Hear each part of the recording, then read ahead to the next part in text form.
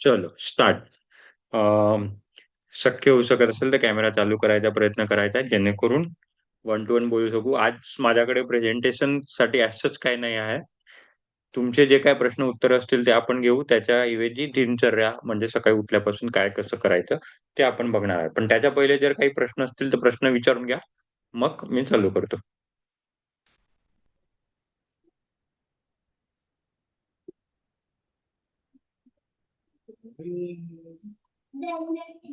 कोमलकडे पण कुठलं दिला काही काही मग दुसरा. बोलताय तुम्ही?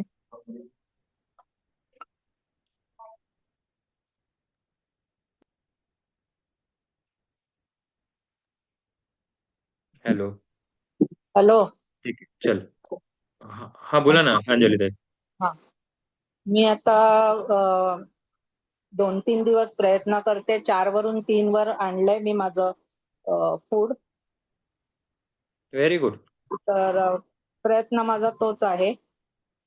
दुपारी थोडस कधीतरी हे होतं, पण मी कंट्रोल करतेय स्वतःवर.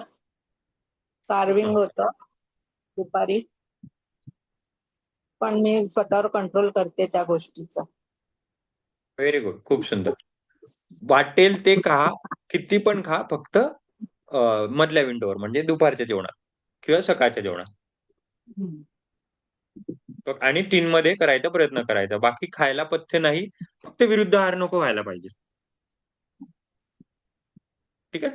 तर विरुद्ध मस्त. विरुद्ध आहार आहे ना, ते विरुद्ध आहाराचं माझं थोडस जरा ते जमत नाहीये मला. तरी मी म्हणजे दही वगैरे तसं बंद केलंय ह्याच्याबरोबर घेणं वगैरे. पण हम्म. जो माझा तिसरा आहार होतो चहा बरोबर, म्हणजे 6, 5:30, 6 वाजता मी जे काय घेते, तेव्हा चहा बरोबर माझं काहीतरी होतं विरुद्ध आहार. म्हणजे काय, मी फॉर चिवडा एक्झाम्पल. किंवा असं काहीतरी घेते ना, त्यावेळेला ड्रायफ्रुट्स असतात. आणि कधीतरी आपला मखाण्याचा चिवडा वगैरे असं काहीतरी मी खाते ना, तेव्हा मग त्याच्यात मला वाटतं थोडासा विरुद्ध आहार होत एक असेल जातं. माझा तिसऱ्या ह्याच्यात. मग पहिल्या 2 त्यातल्या त्यात ह्याच्यात काय तर मी करा. अवॉइड करते. त्यातल्या त्यात कसं करायचं, चोरी करायची पण श्रीमंताच्या घरी चोरी करायची. विरुद्ध आहार घ्यायचा पण म्हणजे चिवडा खायच्या ऐवजी एक तर ड्रायफ्रुट्स खा किंवा मखानाचा चिवडा खा. आपला मुरमुराचा चिवडा नका खाऊ. असं. अच्छा. म्हणजे जर टाळतच नसेल तर मग त्यातल्या त्यात आता ड्रायफ्रुट्सने एवढी हानी नाही होणार, किंवा ड्रायफ्रुट्सचं जेव्हा प्लस मायनस करू तेव्हा प्लसच राहील असं कारण करून. आणि मखाण्यामध्ये तर मीठ माझं राहतंय.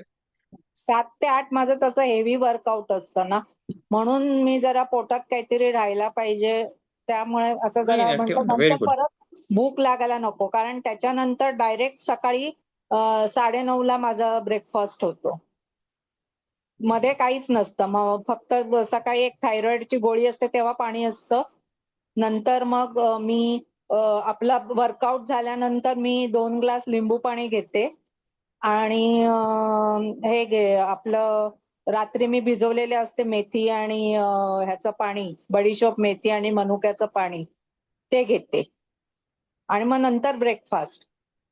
आणि मग डायरेक्ट 1:30 ते 2 मध्ये लंच असतं माझं.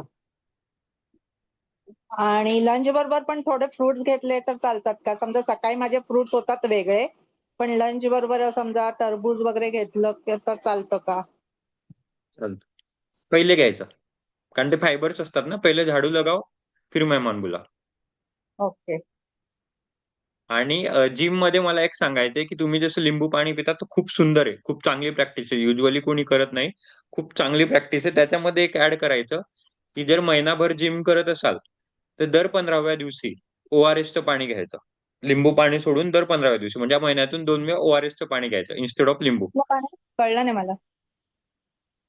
तुम्ही आता रोज लिंबू पाणी घेताय बरोबर? हा हा. हा.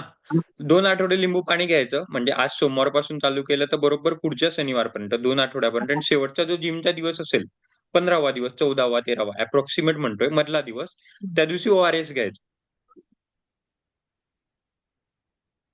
ओआरएसचं आपलं असतं ना, ते पण नॉर्मल ओआरएसची पुडी. हा, ती ऑरेंज वगैरे तो ओआरएस नाही. मी हवं तर तुम्हाला व्हॉट्सअपवर पाठवेल. नॉर्मल WHO गाईडलाईनची ओआरएस येते, जे सरकारी हॉस्पिटलमध्ये ओआरएस मिळते ती मेडिकल वाल्याला कडून स्पेसिफिक तीच घ्यायची. कारण जिम करताना खूप आपले इलेक्ट्रोलाइट्स जातात, खूप आपले शरीरातले मिनरल्स जातात. तर ओआरएस एकदा घेतलं गेलं पाहिजे. जिम मध्ये जाताना जिमचं माझं पाणी वेगळं असतं. त्याच्यात माझं ग्रीन टी असतं आणि इलेक्ट्रॉल असतं. ते गरम मग ठीक पाण्यात आहे. ते मिक्स करून मी जिम व्हेरी मध्ये गुड. ते घेऊनच जाते. कारण मला घाम चिक्कार येतो. इव्हन आपल्या ह्याच्यात पण तेच तुम्ही मला बघत असाल मला मला दिसतं ते म्हणून. केवढा घाम येतो तेच ते. म्हणतो. हा. तर त्यामुळे मला व्हेरी घाम गुड. चिक्कार येतो, त्यामुळे मी ते घेतेच. इलेक्ट्रॉल आणि ग्रीन टीचं माझं ते पाणी असतंच. सकाळी मी लिंबू पाणी घेते. आपलं जिम झाल्यानंतर, आपल्या एक्सरसाइज झाल्यानंतर. ठीक आहे. मला तीच भीती होती, की तुम्हाला म्हणजे मी पण ते खूप दिवसापासून बघतोय, की तुम्ही घामाघूम होतात. तर हा. मला तुम्हाला सांगायचंच होतं आज जिमच्या विषयामुळे ते निमित्त निघाले, की तुम्हाला ओआरएस पण तुम्ही इलेक्ट्रोलाइट घेताय तर मग well and good. Very good. Very good. पण अजून माझं ते पोट हवं तसं व्यवस्थित सकाळी साफच होत नाहीये. म्हणजे मी एवढं. ते ना कधी-कधी काय होतं आपल्या गट बॅक्टेरिया फार डिस्टर्ब झालेले असतात. भयंकर डिस्टर्ब झालेले असतात आणि गट बॅक्टेरिया पूर्ण रिवाईव्ह करणं इटसेल्फ 1-2 महिन्याची प्रोसेस असते. म्हणजे गट बॅक्टेरिया अख्खे नवीन करणं, त्यांना कल्चर करणं, कल्चर केल्यानंतर वाढतात, मल्टिप्लाय होतात. तर हा सगळा गट बॅक्टेरियाचा खेळ आहे. आणि त्यातल्या त्यात इतक्या विचार करा जर ज्यांना वात असतो ना, कधी पण लक्षात ठेवा ज्यांना वात असतो, त्यांचे गट बॅक्टेरिया डिस्टर्ब झालेले असतात. आपल्याला वात आलेला आहे याचा अर्थ समजायचं की आपल्या पोटामध्ये काहीतरी गडबड आहे.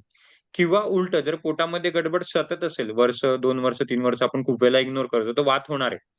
कारण जसे वात म्हणजे विरुद्ध आहार. विरुद्ध आहार म्हणजे विरुद्ध काहीतरी झालेलं म्हणजे गट बॅक्टेरिया पण मेले गेलेले. म्हणजे नाहीच आहे असं. तर हा सगळा गट बॅक्टेरियाचा विषय आहे. आणि बाकीच्यांनी पण ही गोष्ट लक्षात ठेवायची, की एकतर जर कोणाला वातीचा त्रास असेल किंवा घरी कोणाला असेल, तर त्यांच्या पोटाकडे लक्ष द्यायचंय.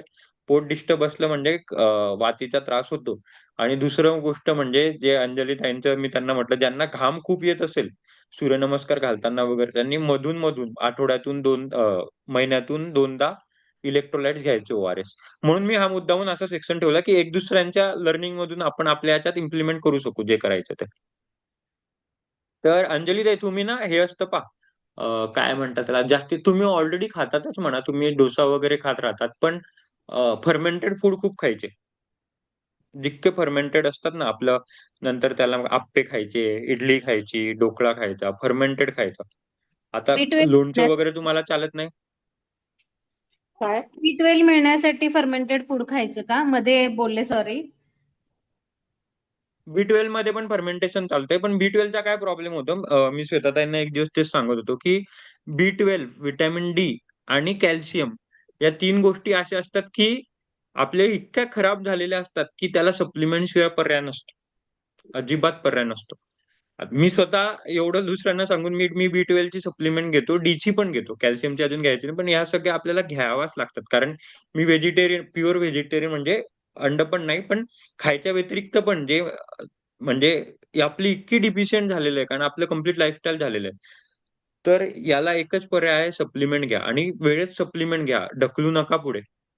जर डिफिशियन्सी असेल, माहिती असेल की माझे बी12 कमी आहे, डी कमी आहे, तर त्याचं सप्लिमेंट घ्यायचं. तर डी घेताना पण सप्लिमेंट एक काळजी घ्यायची आहे. आज आपण ते मी बोलणारच होतो दिनचर्येमध्ये सूर्याचं, पण त्याच्यामध्ये आता मी टच केलाय तर एकदा सांगतो, की ज्यांना डीची डिफिशियन्सी आहे, त्यांनी व्हिटॅमिन डी लिक्विड फॉर्ममध्ये घ्यायचं. लिक्विड म्हणजे ऑइल फॉर्ममध्ये घ्यायचे. गोळ्या घ्यायच्या नाही. गोळ्या लवकर लागत नाही अंगी. डॉक्टर गोळ्या देतात खूप वेळेला. तर व्हिटॅमिन डी ही फॅट सॉल्युबल असतं. हे टर्म ऐकले असतील तुम्ही. व्हिटॅमिन सी हे वॉटर सॉल्युबल असतं. आपण म्हणून म्हणतात, की तुम्ही जास्त लिंबू पाणी पिलं तर त्याचं काही जास्त व्हिटॅमिन सी अंगी लागत नाही. सगळं लघवीतून चाललं जातं. कारण व्हिटॅमिन सी हे वॉटर सॉल्युबल असतं आणि व्हिटॅमिन डी हे फॅट सॉल्युबल असतं. व्हिटॅमिन ई हे फॅट सॉल्युबल असतं. तर व्हिटॅमिन डी आणि ई हे नेहमी लिक्विड फॉर्ममध्ये म्हणजे ड्रॉप फॉर्ममध्ये घेतलं पाहिजे किंवा औषधासारखं घेतलं पाहिजे. गोळी अंगी लागत नाही. जर बी12 डिफिशियन्सी असेल, बी12 वरची सप्लिमेंट वेळेवर घेतलं नाही, तर नंतर इंजेक्शन घ्यावे लागतात. तोंडाला छाले पडतात. तोंड कोरडं होतं, सफेद पडतं, फार त्रास होतो. व्हिटॅमिन बी12 फार भयंकर आहे. इम्युनिटी तर सगळ्यांमध्ये डाऊन होतेच. पण बी12 वेळीच कॅच करायला पाहिजे आणि महिलांचं खास करून जे आता मेनोपॉजकडे चालले त्यांनी डी आणि कॅल्शियम नाही कंट्रोलमध्ये असेल तर कसं तरी सामदाम दंडभेद कंट्रोलमध्ये आणायचं नाही तर भयंकर खूप त्रास होतो. थोडं म्हातारपण चालू झाल्यावर. हा, तर मी अंजलीताईंच्या याच्यावरती येतो. तर अंजलीताई, फर्मेंटेड फूड कंपल्सरी सकाळच्या याच्यात खायचे म्हणजे खायचे. मग ते तुमच्यानुसार खा, जे आवडत असेल ते. इडली, डोसा, ढोकळा, अजून काय येतो, जे काय येतं ते. नंतर कांजी म्हणतात त्याला. कांजी कधी केलं असेल किंवा माहित असेल वगैरे, तर kanji is very good fermented source. Kanji घ्यायची कधी कधी, जसं तुम्हाला पण वेळ मला मिळेल रविवार. थायरॉइड साठी चालतं का एवढं फर्मेंटेड फूड? कधीतरी कसं करायचं फर्मेंटेड फूड ना, आठवड्यातून 2 वेळा 3 वेळा तेवढं हा, ते रेग्युलर नाही होतं माझं, करायचं. आठवड्यातून 2दा होतं.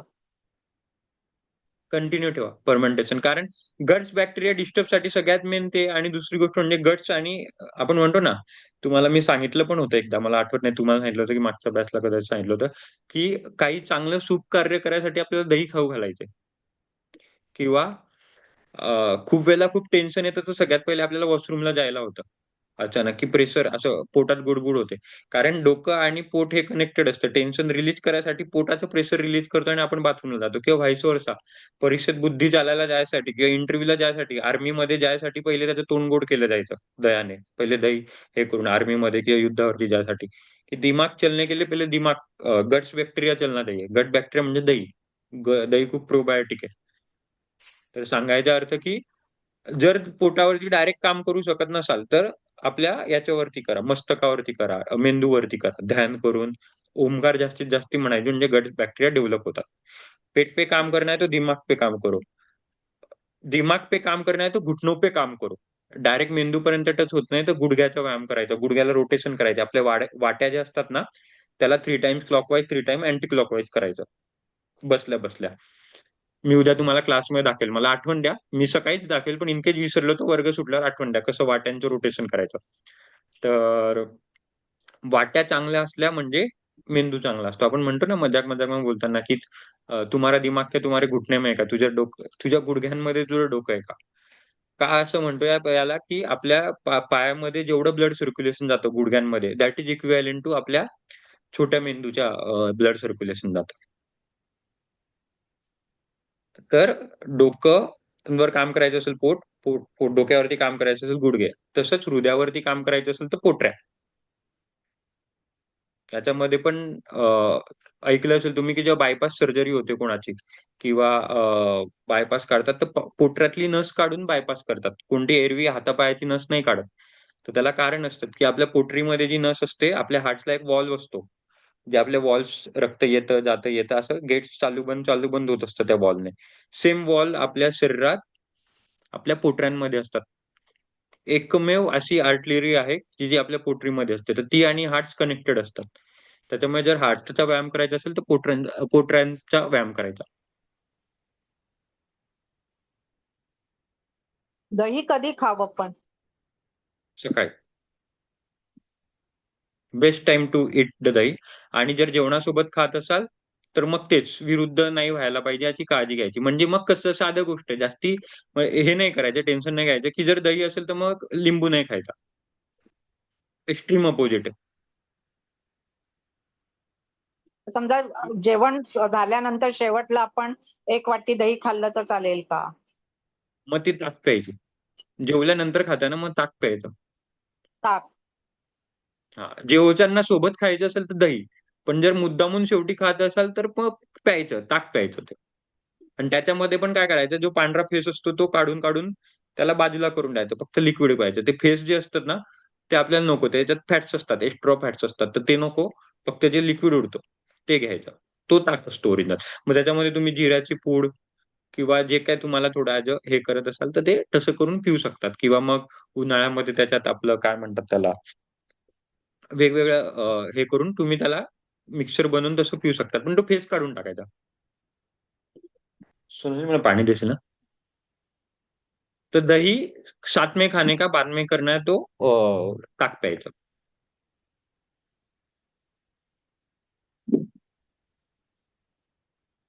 मला एक विचारायचं होतं. आता बीटलचा विषय निघालाय, तर मग ते रात्री फर्मेंटेड राईस करून ठेवतात, तो सकाळी खाल्ला तर चालतो का दह्यासोबत? तो चालेल. येस, तेच मग तो कांजीचाच विषय ना तो. थोडा कांजी हम्म. मधल्या त्याचे व्हेरिएशन येतात, तर त्यातला व्हेरिएशन एक हा आहे.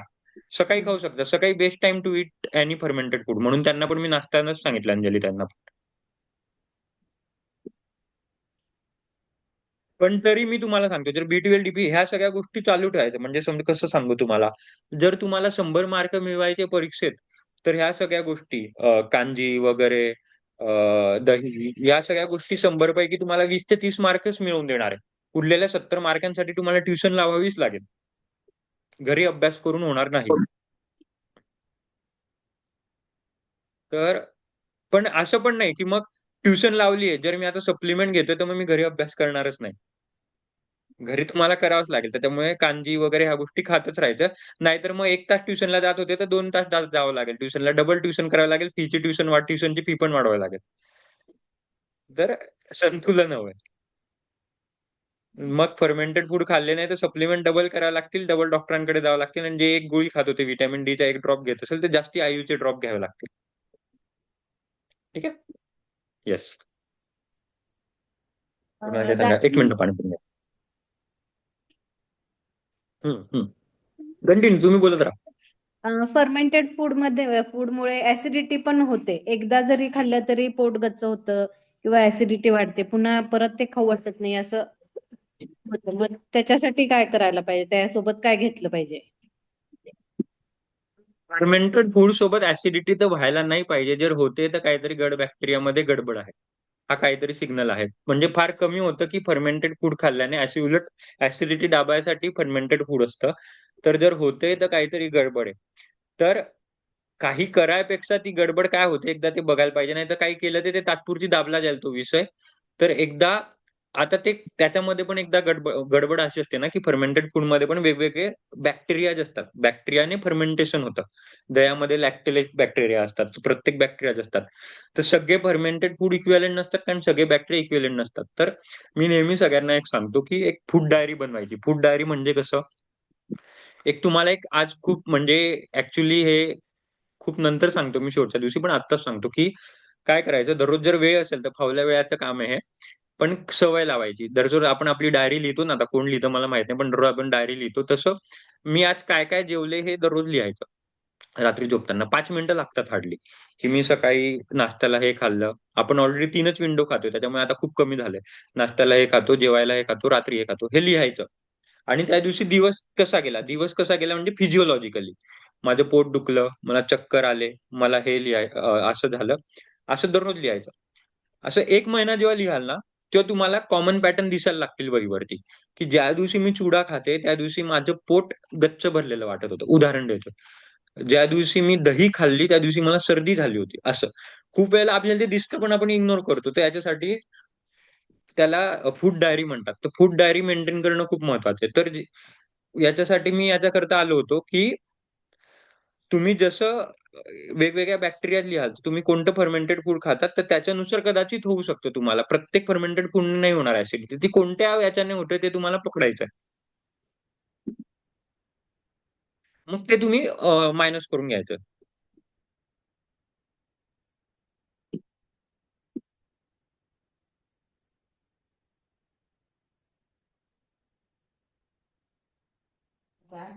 तर ती डायरी बनवायची. मग तुम्हाला कळेल, की कोणत्या ह्याच्याने काय डिस्ट्रॅक्शन होतं आणि मग ते मायनस करायचं. पण सगळे त्याच्याने वजा नाही करायचे आणि ॲसिडिटी व्हायला नाही पाहिजे. होत असेल, तर मग जो गट बॅक्टेरियाने तुम्हाला त्रास होतोय, तो तुमचा मायनस करून टाकायचा प्रोसेसमध्ये. येस. ही फूड डायरीची सवय लावा बरं सगळे. म्हणजे आता 15 दिवस उरले तर माझ्यासमोर लावा. तुम्हाला भरपूर गोष्टी नोटीस होतील किंवा भरपूर सायकॉलॉजिकल गोष्टी पण नोटीस होतील, की हे खाल्ल्याने माझी चिड झाली किंवा हे खाल्ल्याने आता 100% तेच कारण असेल असं नाही. पण जे 3-4 वेळा होईल, की 3-4 वेळा तुम्हाला जाणवेल, की हां, मी जेव्हा चिवडा खात होती, तेव्हा माझी चिड होत होती. असं उदाहरणासारखं. तर हे कॉमन पॅटर्न आपल्याला कळतात. कारण कोणतीही टेस्ट तुम्हाला चांगलं ओळखू शकत नाही. कोणताही डॉक्टर तुम्हाला चांगलं ओळखू शकत नाही. तुम्हाला तुम्हीच चांगलं ओळखू शकतात. त्याच्यामुळे जेव्हा तुम्ही स्वतःला चांगलं ओळखाल, ते कसं ओळखाल? फूड डायरीने. म्हणजे खायच्या-प्यायच्या सवयी फूड डायरीने ओळखाल. ज्या दिवशी मी पाणीपुरी खाल्ली किंवा याच्यामध्ये क्वांटिटी पण लिहू शकतात. ज्या दिवशी मी 3 चपात्या खाल्ल्या. दररोज लिहायचं, की मी इतकं खाल्लं, हे खाल्लं आणि इतकं खाल्लं. मग त्याच्यानुसार बाजूला मला हे झालं. छान वाटलं तर छान वाटलं. माझा दिवस चांगला गेला. भले ते जेवायमुळे नसेल झालं, पण ऑब्झर्वेशन लिहायचं. याच्याने काय होतं, की आपण आपल्या गोष्टी ट्रेसेबल होतात आणि तुमचे 50-60% सोल्युशन तुम्हाला इथेच मिळून जाईल. खूप वेळेला आपण इकडे-तिकडे डॉक्टरांकडे भटकत राहतो किंवा याच्या त्याच्याकडे आपण कन्फ्युज होत राहतो, पण आपल्या डायरीनेच आपल्याला खूप सगळ्या प्रश्नांची उत्तर मिळून जातात. ही सवय करा.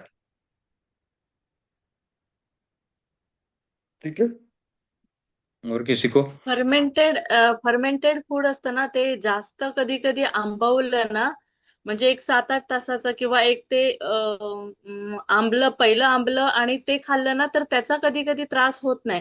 पण जास्त आंबूस झालं आणि ते खाल्लं ना, तर त्याचा ऍसिडिटीचा त्रास होऊ शकतो. बरोबर आहे. जास्ती ऍसिडिटीचा पण होऊ शकतो आणि लूज मोशन पण होऊ शकतात, कारण ते बॅक्टेरिया बाकी बॅक्टेरियांना पण अटॅक करतात आणि कुठेतरी मग जायला होतं. तर किती आंबवताय आणि परत ते कोणत्या प्रकारचे बॅक्टेरिया, म्हणजे कोणत्या प्रकारचं अन्न आहे, या दोन गोष्टींवरती ते मॅटर करतं. गुड पॉईंट येते. सगळे असे एक दुसऱ्यांना पॉईंटला ऍड ऑन करत राहा, कारण सगळंच मला माहिती असेल असं नाही. कदाचित तुमचे अनुभव पण असतील, तर आपल्याला तेच एक दुसऱ्याच्या अनुभवातून सगळ्यांना शिकायला मिळेल म्हणून. येस पूजा.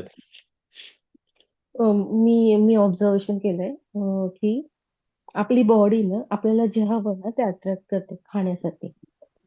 सी म्हणजे आपण जे खाण्यावरती आता एवढ्या ज्या चर्चा करते, काय खाल्लं पाहिजे काय नाही खाल्लं पाहिजे, किंवा एका सर्टन पॉईंट एक आपण एक एज असते, एक एज लिमिट, तोपर्यंत आपण काहीही खाऊ शकतो. त्याच्यानंतर ना आपल्या आहारामध्ये चेंजेस केले पाहिजेत, विहारामध्ये चेंजेस केले पाहिजेत, जेणेकरून आपली बॉडी आपल्याला साथ देईल.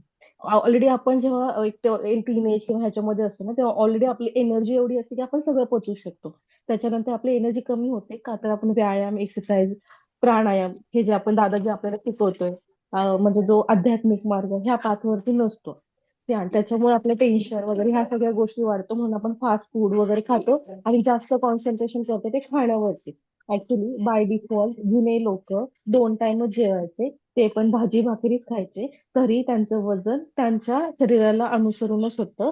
आता आपल्या ह्याच्यामुळे फॅट निघाले, बाहेर फास्ट फूड आपल्याला दिसतं, ते क्रेविंग्स होतात किंवा सगळ्या गोष्टी होतात. एक तर चपाती आपल्या ह्याच्यामध्ये नव्हती, फक्त भाकरी होती, भाज्या होत्या, त्या कशा पद्धतीने शिकवायचे हे आपल्याला माहिती होतं. मी ऑब्झर्व केलं तर माझ्या लहानपणी मला फक्त माझ्या शरीराला भाकरी खाल्लेलं आवडायचं आणि मला भाकरी पचायची. चपाती वरण पित्तवर्धक असं आवडत नव्हतं, कारण माझं शरीर जे होतं पित्त पित्त जास्त पित्त व्हायचं. मग मी जेव्हा जेव्हा लक्षात आलं की भाकरी खाल्ल्याने पित्त, जे पित्त शमवणारे पदार्थ न खाल्ल्याने, म्हणजे डाळी वगैरे हे खूप कमी प्रमाणात खायचे आणि भाजी चपाती जास्त, भाकरी आणि भाजी जास्त खायचे. त्याच्यामुळे हा जो आपण जे बोलतो दिनचर्या कशी असली पाहिजे, खाण्यापेक्षा ती दिनचर्या व्यायाम, योगा, प्राणायाम आणि 2 टाइम विंडो, म्हणजे सकाळचं एक तर सकाळच्या नाश्त्याची स्किप करून एका टाइमचं दुपारी व्यवस्थित प्रॉपर जेवून संध्याकाळी सूर्यास्ताच्या आधी जेवायचं, ही जरी असेल दिनचर्या, ऑटोमॅटिकली आपल्याला लक्षात येतं की आपल्याला काय खाल्लं पाहिजे. कारण खाण्यावरती आपण हे म्हणतो ते खाल्लं पाहिजे ते खाल्लं, ते आपल्या शरीराला आवडणाऱ्या गोष्टी आपण म्हणजे प्राणमय कोशावरती जगतो. बरेच म्हणजे ह्याच्या अध्यात्मामध्ये जर फिरत असाल तर बऱ्याच अशा गोष्टी आहेत. त्याच्यामुळे ना जास्त काय खाल्लं पाहिजे ह्याच्यावरती विचार नका करू, तुमचे शरीर ऑटोमॅटिकली मागते तुम्हाला काय हवं असेल ते. फक्त दादा जे शिकवतोय प्राणायाम, योगा, ध्यान, त्यांनी जे सांगितलेलं विज्ञान, ज्ञान, त्याच्यावरती जास्त फोकस करा. हे तुम्हाला फक्त म्हणायचं. कारण मी ह्या महिन्याभरामध्ये मी व्यायामाला तसंही येत मीटिंग चालू आहे. नव्हते, कारण मला वेळ तसाही भेटत नव्हता मला योगा, सूर्यनमस्कार करायला. आता सध्या मला लिटरली फक्त एवढं लक्षात आलं दादानी सांगितलेल्या पद्धती, की माझी बॉडी मला कशी रिॲक्ट करते. कारण आपण आपल्यापेक्षा जास्त ओळखू शकत नाही, हे जर दादाने मला सांगितलं तशा पद्धतीने मग मी स्वतःवरती फोकस करत गेली. नामजप, ध्यान, प्राणायाम ह्याच्यावरती. कारण योगाला तेवढा मला वेळ भेटत नाही, कारण अभिला शाळेत, माझ्या मुलाला शाळेत सोडवायचं. फक्त एवढं जरी करायला गेलं, 3 टाइम जेवायचे, 4 टाइम जेवायचे, बाहेरचं खायचे. मला क्रेविंग्स होत नाहीत बाहेरचं खायचे, मला बाहेरचं खायला खूप आवडतं खूप. पण मला ह्या महिन्याभरात क्रेविंग्स झालेले आहेत. मी दादाला पण बोलले की सी तू मला ती जाणीव करून दिल्यामुळे मला बाहेरचं खायचे क्रेविंग झाले नाहीत. इव्हन मी सगळ्यांना खाऊ घालते पण ते मला खाऊ वाटत नाही. मी नॉर्मली 2 चपाती घ्यायची, तिथे 1 चपाती खाते, कारण माझ्या बॉडीला एकच चपातीची गरज आहे. नंतर माझ्या लक्षात आलं मी भाकरीच खाल्ली पाहिजे. मग मी संध्याकाळची भाकरी खाते कारण ते पचतंय. चपाती संध्याकाळी आपण पचवू शकत नाही कारण संध्याकाळची आपली अग्नी मंदावतो. दिवसभरामध्ये आपला अग्नी तेवढं हे करू शकतो. वयामानानुसार आपला अग्नी कसा आहे त्याच्यानुसार आपण खाल्लं पाहिजे. कसेही काय खाल्लं पाहिजे काय नाही ह्याच्यावरती जास्त फोकस न करता दादा जे सांगतोय ते थोडं थोडं थोडं जरी आचरणामध्ये आणलं ना ऑटोमॅटिकली तुमच्या तुमच्या गोष्टी आपल्याला लक्षात येऊन जातात. जसं ह्या 1.5 महिन्यामध्ये without any exercise without any हे 1.5 महिन्यामध्ये जसं दादानी सांगितलेलं प्रोसेस त्याच्यामध्ये माझं 1.5 किलो वजन कमी झालं आहे. मी गोडही खात होती, मी चहाही पित होती, भाजी भाकरी खात होती, पण मला जेवढं शरीराला लागतंय त्याच्यासोबत तेवढंच खात होते. त्याच्या व्यतिरिक्त एक्स्ट्रा काही नव्हती खात. मग सो एकदा म्हणजे तुम्ही पण एकदा तसं करून बघू शकता असं मला म्हणायचंय. कारण आपल्याला आता कसं झालं आपल्याला सांगितलं गेलं की अन्नावरती फोकस करा, हे खा, ते खा, ते खा. ऍक्च्युली आयुर्वेदिक म्हणा, सगळा प्रोसेस म्हणा, दादाचा स्टडी तो पण सांगेल की कुठेही लिहून नाही ठेवलं की तुम्ही 3 वेळा जेवा, 4 वेळा जेवा, हे खाल्लं पाहिजे, ते खाल्लं पाहिजे. आपल्या शरीरात जे जे न्यूट्रिशन्स आहेत तुम्ही ज्या पद्धतीने विचार करता तसे तसे ते न्यूट्रिशन्स येतात. अन्नामधून फार कमी येतात, पण आपण आपल्या या आजूबाजूच्या वातावरणाशी जेवढं कनेक्ट होणार ते आपल्याला ऍब्झॉर्ब होतं हे लक्षात घ्या. ऍक्च्युली हे हे खरं अध्यात्म म्हणजे आपल्याला कोणी सांगत नाहीये. आणि हे अध्यात्म आपल्यापासून ह्या गोष्टी आपल्यापासून लपवल्या गेल्या आहेत किंवा आपल्याला सांगितल्या गेल्या नाहीयेत प्रॉपर. जसं दादा सांगतो योग, यम, ज्ञान, ध्यान, धारणा हे जर सुरुवात जरी केली ना ऑटोमॅटिकली लक्षात येईल की काय सोडलं पाहिजे, काय खाल्लं पाहिजे आणि काय नाही खाल्लं पाहिजे. थँक्यू. तेच की ह्या सगळ्या प्रोसेस मधून ना तुमचं तुमच्या खायावरती भरपूर तुम्ही 1-1.5 महिना पहिले बघाल तर आता तुमच्या गोष्टी भलेही तुम्हाला समोर आल्या तर कळायला लागतील की खायचंय नाही खायचंय खायचंय तर तुम्ही तुमच्यावर पेशन्स तो डेव्हलप झाला असेल कारण आपण मधून काम केलंय ना. आणि दुसरी गोष्ट म्हणजे जास्ती मी तेच म्हणतो अंजली त्यांना पण आता तेच म्हटलं की खायच्याला वाटेल ते खायचं बिलकुल टेन्शन नाही घ्यायचं की मी हे चुकीचं खाते वगैरे कारण जोवर मन तृप्त नाही तोवर जेवण तृप्त नाही आणि मन तृप्त नसलं तेव्हा हार्मोन्स आपले हे नसतील फक्त रूल हे ठेवायचे की 3 किंवा 2 विंडो मध्ये खायचं. मी रोहिणीताईंना पण तेच म्हणायचो आईस्क्रीम खायचं ना बिंदास सकाळी खा बिलकुल विचार करायचा नाही. फक्त आईस्क्रीम खाताना विरुद्ध आहार होत नाही तेवढी एक काळजी घ्यायची आणि सकाळी खायचं. जास्ती टेन्शन घ्यायचंच नाही फक्त जिथे डिफिशियन्सी असेल मात्र तिथे काम करायचं बाकी बिंदास खात पीत राहायचं मजा करायची फक्त विंडो कधीही चुकवायच्या नाही हा माझा एक बेसिक नियम असतो बाकी खाय प्यायला कधीच टेन्शन नाही घ्यायचं आणि शरीर सांगतं जसं पूजाताई म्हटलं की कुठे काय खायला पाहिजे कुठे काय नाही वगैरे ते हे तुम्हाला फूड डायरीने कळेल की ज्या दिवशी मी हे खाल्लं त्या दिवशी माझं पोट खराब झालं त्या दिवशी लूज मोशन झालं त्या दिवशी हे झालं किंवा त्याच्यामध्ये असं दररोज की खूप वेळेला मागच्या फूड डायरीमध्ये तुम्हाला दिसेल की हाडं जास्ती वाजायला लागली किंवा पडल्यावर लगेच दुखायला लागलं वगैरे मग तुम्ही लगेच अन्न चेक करायचं की मागच्या 1 महिन्यापासून तुम्ही काय काय खाल्लं त्याच्यामध्ये काय काय कॅल्शियमचे सोर्स गेले का व्हिटॅमिन डी चे सोर्स गेले का? तर व्हिटॅमिन डी आणि कॅल्शियम पण व्हिटॅमिन डी अंगी लागायसाठी पहिले मॅग्नेशियम लागायला पाहिजे पहिले K3 लागायला पाहिजे पहिले कॅल्शियम लागायला पाहिजे तेव्हा व्हिटॅमिन डी लागेल व्हिटॅमिन डी लागले म्हणजे मग सगळे बाकी जे पण आपले मिनरल्स असतात बाकी सगळे लागतात ते सगळे लागतात तर हे सगळे एक दुसऱ्यांना कनेक्टेड आहे खूप वेळेला आपल्याला वाटतं की व्हिटॅमिन डी आपलं कमी आहे व्हिटॅमिन डीच्या गोळ्या पहिली गोष्ट तर गोळ्या घेतात ते चुकतं तिथे ऑइल घ्यायला पाहिजे मी जे सांगतो ते पण मग व्हिटॅमिन ते पण घेतलं की मग माझं का नाही वाढत आहे कारण मग मॅग्नेशियम कमी असू शकतं K3 कमी असू शकतंय तर या सगळ्या गोष्टी कळतात हळूहळू आपल्याला शरीर सांगतं त्याचं काय नाही फक्त 3-2 विंडो करायच्या. येस कोणाला काही प्रश्न व्हेरी गुड पूजा किसी को कुछ सवाल ठीक आहे. मग मी दिनचर्यावरती जेवढं मला तोंडी सांगायचं तेवढं तोंडी सांगतो. मग त्याच्यात पण काही प्रश्न असले तर विचारू शकता. तर आता बऱ्यापैकी आपल्याला एक मोठं 70-80% कळालंय की कसं करायचं, काय करायचं. मी फक्त एकदा सांगतो की दिवस झोपायचं म्हणजे उलटं चालू करू. जेव्हा झोपू तेव्हा नामाने दिवस संपला पाहिजे. जेव्हा उठतो तेव्हा नामाने दिवस चालू होऊन जी तुमची नासिका आहे तिथून पाय ठेवला गेला पाहिजे. Basic start. ही स्टार्ट पाहिजेच. हा शेवटचा अंत पाहिजे दिवसाचा. बेसिक स्टार्ट झाली. त्याच्यानंतर उक्कड बसून अंजली त्यांना उक्कड बसता येत नाही तर त्यांनी असं आता जसे बसले तसंच फक्त पाय तिथले तिथे फोल्ड करून घ्यायचे जेवढं जमेल तसं. उक्कड बसून पाणी कोमट पाणी प्यायचंय. त्याच्यात तुम्ही काय जे काय मेथीचं पाणी, जिरं पाणी जे काय असेल ते तुम्ही प्यायचं. फक्त कोमट पाणी प्यायचं म्हणजे पोट साफ राहतं. ही सवय लागते. पाणी प्यायच्या पहिले मी एक विसरलो, की तोंडाची जी लाळ असते तशीच एक थुंकी गिळून घ्यायची ॲज इट इज. जी आपल्या तोंडात झोपेचीच जी लाळ बनलेली असते ती ॲज इट इज गिळून घ्यायची किंवा कुठे चेहऱ्याला पिंपल्स वगैरे आले असते तर लावू शकतात. बिनधास्त लावायची. आपली लाळ जिथे पाहिजे तिथे लावू शकतात. ज्यांना आता मी पण पहिले लावायचो, आता मला जमतं काही वेळेला जमत नाही, बाहेर वगैरे असतो तर. पण डोळ्यांना लावली पाहिजे, ज्यांना चष्मा आहे वगैरे त्यांना वगैरे. नंबर वगैरे कमी होत नाही. ते YouTubeवर वगैरे फार अफवा असतात, त्याच्यावर जायचं नाही. पण लाळ प्रीबायोटिक असते आणि त्याच्यात अँटी बॅक्टेरियल प्रॉपर्टीज असतात त्याच्यासाठी. पण एकदम चष्मा नाहीसा होतो वगैरे तसं काही नसतं. त्या गोष्टी पण आपण लक्षात राहायला पाहिजे. पण लाळ आपली पोटात जायला पाहिजे आपली लाळ. आपल्या लाळ तुम्हाला एक साधा एक्सपेरिमेंट आहे, तो कधी कराल उद्या परवापासून जेव्हा वेळ असेल, तेव्हा आपली लाळ घ्यायची. मुद्दामून आपण हिंसा नाही करत आहे, पण ॲक्चुअली करू पण नका. पण जर कोणाला माझ्यावर विश्वास नसेल, तर ती लाळ घ्यायची आणि एखाद्या मुंगीवरती टाकायची. मुंगी ऑन द स्पॉट मरेल. तेवढ्या त्या लाळमध्ये पॉवर असते. पॉवर म्हणायपेक्षा तेवढं तिच्यामध्ये ते ॲसिड कंट्रोल असते. तर ही लाळ जर आपल्या पोटामध्ये गेली, तर सगळ्यात पहिले दिवस म्हणजे जे काही तुमच्या पोटाचं असतं त्याच्यामध्ये एक ते असतं ना आपण होम लावायच्या पहिले सगळ्यात पहिले छोटूसं तूप टाकतो आणि छोटूसं बाकीच्या विधी टाकतो आणि मग नंतर होम पेटवतो. नंतर आपण गोवऱ्या लावतो, ते लावतो, की जेणेकरून होम चांगला व्हायला पाहिजे. तशी जठरग्नी चांगली व्हायसाठी पहिले लाळ गेली पाहिजे, हा नियम. लाळेचं अजून तुम्हाला माहिती असेल जेव्हा कुत्रा, मांजर त्यांना जखम होते, तर ते फक्त जिभेने चाटतात त्यांचं अंग. ती कुठे अंघोळ करतात आपल्यासारखी. ते कुठे काय त्यांना काय नसतं. ते फक्त अंग जिथे-जिथे जखम असेल जखमेला कुत्रा नेहमी चाटत राहतो त्यांच्या. त्याच्यामध्ये तुम्हाला पण कुठे काही कधी जखम झाली, म्हणून मी पिंपल्सचं सांगितलं. तर कुठे पायाला जखम झाली किंवा तुमच्या लहान मुलं पडत-धडत राहतात.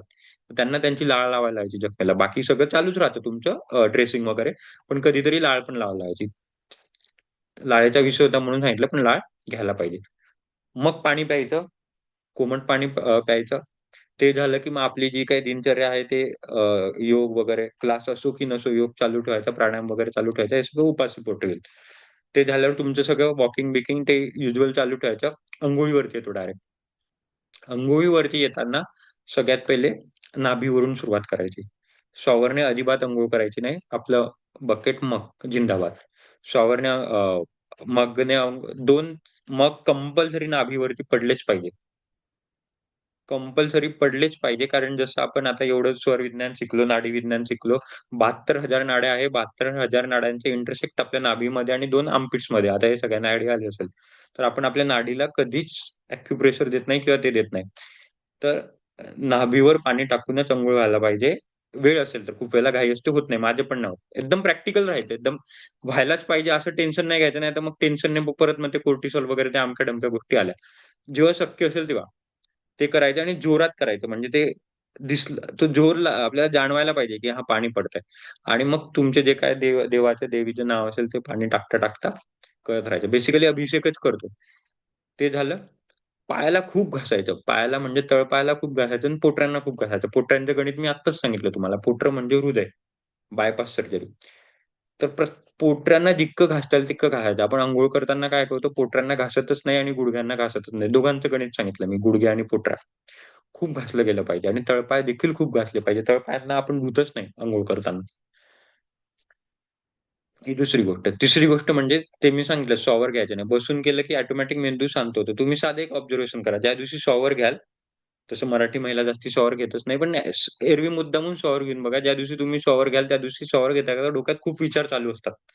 आणि नुसतं ज्या दिवशी तुम्ही आपल्या पाटावरती बसून अंघोळ केली, त्या दिवशी शांततेत बसून अंघोळ करा.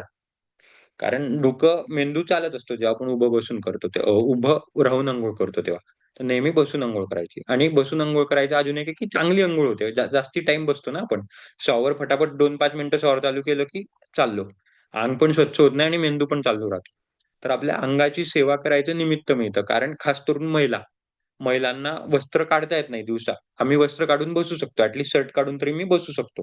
पण महिलांना तेवढेच एक 2-5 मिनिटं असतात बाथरूममध्ये. स्वतःच्या शरीराभोवती घालायसाठी. तर ती आपली स्वतःची सेवा त्या 2-5 मिनिटात करायची असते पूर्ण अंगाला. खास करून महिलांना मी परत-परत सांगतो, की महिलांना हे 2-5 मिनिटं भेटत नाही. पुरुष एरवी फिरत असतात. पुरुष रात्री पण शर्ट काढून झोपतात. पण महिलांना ही अपॉर्च्युनिटी मिळते का? नाही. अंघोळीचे हे 5-10 मिनिटं कधीही लाईटली घ्यायचे नाही. खूप महत्वाचं आहे. आपण अंघोळीला फार इग्नोर करतो. झालं अंघोळ, त्याच्या पहिले ब्रश राहिला. ब्रशचं कधीतरी मुद्दामून जसं आपण आता एक-एक गोष्टी कमी केल्या, जेवण कमी केलं, बोलणं कमी केलं, सगळ्या गोष्टी केल्या. तसं कधी-कधी ब्रश ब्रश पण कमी करायचा. ब्रश कमी करून त्याच्याऐवजी तुम्हाला दातून सांगितलंय किंवा नुसतं मिठाने दात घासायचे. पण ज्यांना थायरॉईड आहे त्यांनी जास्ती मिठासोबत खिलवाड करायचा नाही. Terms and condition applied. बाकी ते दातून करू शकतात. दातून सगळ्यांनीच करायचे. इनफॅक्ट ज्यांना डायबिटीसचा त्रास आहे त्यांनी जास्ती करायचं, कारण निंबामध्ये इन्सुलिनच्या सेन्सिटिव्हिटीचं प्रॉपर्टी असतात, शुगर बॅलन्स राहते. तर त्यांनी दातून केलाच पाहिजे, म्हणजे दात पण स्वच्छ होतं. फार प्रसन्न वाटतं. आता बऱ्यापैकी तुमच्यापैकी 40-50% सगळ्यांनीच, निम्म्या महिलांनी केलंच असेल. तुम्हाला तुमचा अनुभव असेल, मला सांगायची गरज नाही. तर खूप सुंदर वाटतं. दातून कधीतरी रविवारी करायचं, ऑफिसला जाणाऱ्यांना जमणार नाही. जसं पूजाताई झाले, आपल्या नंदाताई झालं, त्यांना रोज जमणार नाही. दातून करत राहायचं. मी कधीतरी लिंबाचा साल फिरवते रविवारी वगैरे असं. खूप सुंदर. आणि लिंबाच्या सालावरून अजून आठवण आलं, की जर उपाशी जेव्हा तुम्ही वॉक करायला जातात ना, जे बाहेर वॉक करायला जातात त्यांच्यासाठी सांगतो, निंब लागतच असेल. रोहिणीताईंना कदाचित नाही लागणार, मँगलोर त्या साईडला नसतात. निंबाची पानं चावत चावत चालायचं कधी पण. जे पण काही इन्फेक्शन असतं ना पोटात, ते सगळं निघून जातं. असं पण एरवी पण खाऊ शकतात, पण चालत चालत, म्हणजे एक्स्ट्रा जास्ती वेळ वाया नाही जात. मी नेहमी तुम्हाला गंडूस बिंडूस हे चालताना करायला लावतो, की एक्स्ट्रा एफर्ट्स नाही घ्यायला पाहिजे. तर कधी पण वॉकिंग करत असू तर निंबाची पानं चावत चावत खात राहायचे. मस्त, खूप मस्त वाटतं. आणि ते कडू कडू पहिले भीती वाटते, पण नंतर होतं. पण ते कोवळेच पानं खाल्ले पाहिजे हा. मोठे नाही खायचे, म्हणजे मोठे पानं नाही खायचे. जे कोवळे कोवळे येतात ना, पिवळ्या रंगाचे थोडे, तसे. तर अंघोळीपर्यंत आलो. अंघोळीनंतर ऍज युजल तुमचे दिवस पूर्ण थ्रू आउट दिवसामध्ये नामजप करायचंच आहे. याचं मी म्हणजे प्रत्येक स्टेपला सांगत नाही, की जेवताना करा, स्वयंपाक करताना. थ्रू आउट द डे नामजप कॉन्स्टंट आहे. Throughout the day pranayama तुमचं मध्ये मध्ये जसा वेळ मिळेल तसं या गोष्टी चालू ठेवायच्या. स्वयंपाक करताना जे काही मी गोष्टी सांगितल्या, की जर डिफिशियन्सी असेल, ज्या ज्या डिफिशियन्सी असेल त्या कणकेमध्येच घेऊन यायच्या. चुना, कॅल्शियम असेल तर चुना घेऊन यायचं. बाकी जर एचबी वगैरेची डिफिशियन्सी असेल तर आपली जी मोरिंगा वगैरे असते, ड्रमस्टिक आपण त्याला म्हणतो, शेवगा. शेवगाची पावडर तुम्ही भाजीमध्ये टाकू शकतात. परत दुसरं काय म्हणतात त्याला, प्रोटीन ची कमी असेल तर आपली चण्याची डाळ असते, ज्याला हे बिहारमध्ये ते म्हणतात ना, काय म्हणतात त्याला, त्या नाव विसरलो मी. अ, अ, सट्टू पावडर, सट्टू पावडर. ते आपली चण्याची पावडर असते नॉर्मल. ती तुम्ही ऍज अ फोडणी देताना म्हणजे, किंवा आपण जेव्हा कांदे वगैरे हे करतो तेव्हा सट्टू पावडर टाकायची. म्हणजे या सगळ्या गोष्टी आपल्या कणिक मळताना आणि भाजीमध्ये फोडणी टाकतानाच ऍड ऑन झाल्या, तर एक्स्ट्रा सप्लिमेंट घ्यायची. म्हणजे कारण जमत नाही सप्लिमेंट घेणं, आणि ते 2-5 महिने आपण प्रॅक्टिस म्हणून करतो, नंतर त्या सवयी सुटतात. तर ह्या गोष्टी त्या स्टेपलाच ऍड व्हायला पाहिजे स्वयंपाक करताना. सत्तू झालं? पावडर आणि बेसन वेगवेगळं आहे का?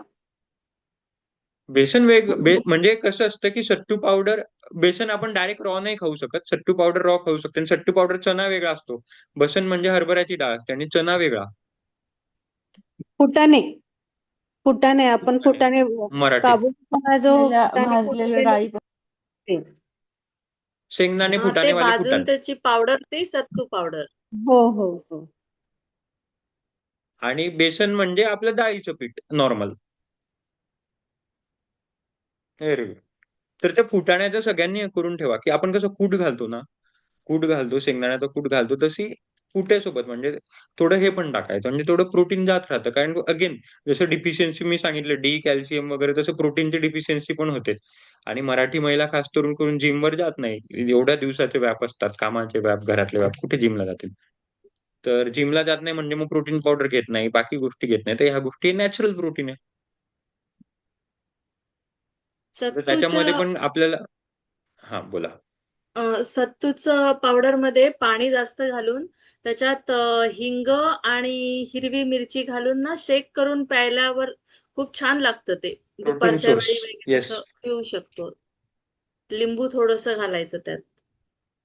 प्रोटीन शेक चांगला बनतो. त्याला मस्त हे केलं की protein shake, as a protein shake म्हणून जे जिमला जातात आणि ते कधीतरी एखाद दिवस ट्राय करू शकतात. Good protein shake. Very good. Okay. तर कुठपर्यंत आलो? जेवण. जेवण झालं. जेवण झाल्यानंतर शक्यतो हे परत जे आपले आहे ते चालूच राहणार आहे. वज्रासनामध्ये बसायचं, सकाळचं, संध्याकाळचं, नाश्त्याचं. झोपायचं असेल तर कोणत्या कुशीवर झोपायचं तुम्हाला माहिती आहे. त्या कुशीवरती झोपून जास्ती झोपायचं नाही. दुपारी जास्ती झोपत नाही. 1 अर्धा पाऊण ते तासच झोपायची असतं. ते फक्त ज्यांना वाटलं की झोपायचं ते म्हणून. आणि संध्याकाळी मग 5-6 वाजता जेवण व्हायलाच पाहिजे सूर्यास्ताच्या वेळेला. हे तर सगळं आपण आहारामध्ये केलेलंच आहे. बेसिकली मोठा मोठ्याच ही चर्चा असते, तर कधीतरी याच्यामध्ये गंडूस करत राहायचं, कधीतरी जलनेती करत राहायचं, कधी कधी वमन करत राहायचं, कधी कधी आपण जसं आता उपवास करतोय आठवड्यातून तसे उपवास करत राहायचे, डिजिटल फास्टिंग करत राहायचं. मौन मौन खूप खूप महत्वाचं, महिन्यातून एकदा मौन व्हायलाच पाहिजे. प्रॅक्टिकल नाहीये, पण 8 तास तरी मौन खूप प्रॅक्टिकल आहे. म्हणजे जर आतापासून जर मी ठरवलं 10 वाजेपासून पण ठरवलं, तर काही 6 वाजेपर्यंत नका बोलू ना. म्हणजे रात्रीपर्यंत झोपताना पण चादर द्या, बेडशीट द्या, पिलो द्या, मग पाणी तापवलं. काही किरकोळ किरकोळ हे 8-10 शब्द पण कमी केले ना, तर तुमचं 8 तासाचं मौन तिथेच झालं. रात्री आपण कुठे बोलतो, पण तेवढं तरी कंट्रोल करू शकतो. उशिमी इशाऱ्याने देऊ शकतो. वमन पण घेणार आहात का? वमन मी घेणार आहेत, पण अजून मला जेव्हा वाटेल की तयारी झाली, तेव्हा मी वमन घेणार आहे. कारण वमन घ्यायला भरपूर काय म्हणतात, घाबरून नको जायला. ज्या दिवशी मला तीच भीती असते. त्याच्यामुळे मी जेव्हा बघेल की हा तयारी झालेली आहे, तेव्हा मी वमन घेईल. आणि खूप साऱ्या महिलांना गरज पण नाही वमन घ्यायची. म्हणजे अननेसेसरी वमन करायची पण गरज नाही.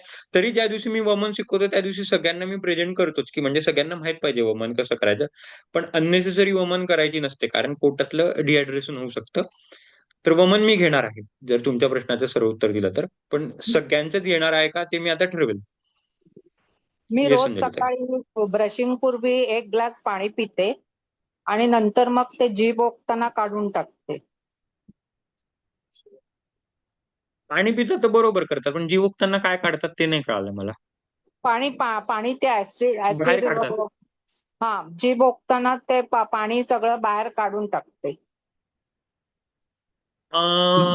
ते पार्शियली वमन म्हणाल तुम्ही, पण म्हणजे त्याचे असंच काय आपल्याला फायदा पण होत नाही आणि तोटा पण होत नाही. तर ते नाही, करताय तर कारण फक्त तोंड मला साफ होतं. मला स्वतःला ऍसिडिटीचा त्रास आहे ना, म्हणून मग मी ते सकाळी लवकर काढून टाकते. ते जे रात्रभर जे आपल्या पोटात ऍसिड तयार झालेलं असतं, उरलेलं असतं, ते सकाळी त्या पाण्याबरोबर पडतं थोडस तरी बाहेर. जर तुम्हाला त्याची सवय लागली असेल तर करा. त्याला डिस्टर्ब मी तुम्हाला तेच म्हणतो ना, याच्याने नल अँड वॉइड आहे. म्हणजे असंच काही होत नाही. पण मग जर तुम्हाला ऍसिडिटी खरंच कमी करायची असेल, तर मग एक दिवस प्रॉपर वमन करा. पण तुमच्या गोळ्या चालू आहे, त्याच्यामुळे मग वमन केला म्हणजे उपवास ठेवावा लागेल त्या दिवशी. ऍटलीस्ट 10 तास तरी उपवास ठेवावा लागेल. तर मग ते बघा कसं प्रॅक्टिकल आहे. जर तसं असेल तर मग आपण वमन करू शकतो. पण तेच मग बाकी सगळं वमन केल्याने थायरॉइडसाठी पण चांगलं आहे. थायरॉइडला थोडाफार व्यायाम मिळतो वगैरे. पण गोळ्या असल्यामुळे मला थोडं प्रिकॉशन करावं लागतात. तर कधीतरी 1 ग्लास करता तर 2 ग्लास मुद्दामून करून बघा सहज एक दिवस. पित्त संपतं त्याच्याने. ठीक आहे? हां. कोणाला काही प्रश्न असतील तर विचारू शकतात.